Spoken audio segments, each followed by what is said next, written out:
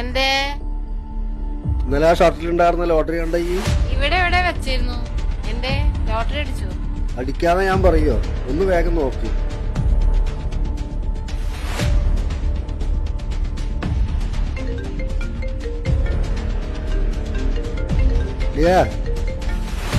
എന്തേ സുനില വന്നിട്ടുണ്ട്, അവ കാശിനാവും. ഞാൻ അവിടെ ഇല്ല അറിയും.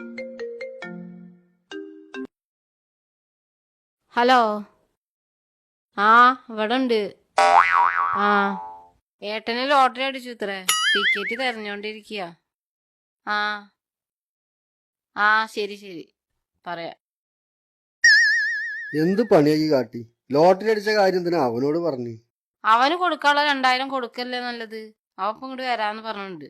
ആകെ 500 റുപ്യ അടിച്ചിട്ടുള്ളൂ, പിന്നെ എങ്ങനെ അവന് 2000 കൊടുത്തു? 500? അല്ല 10,000.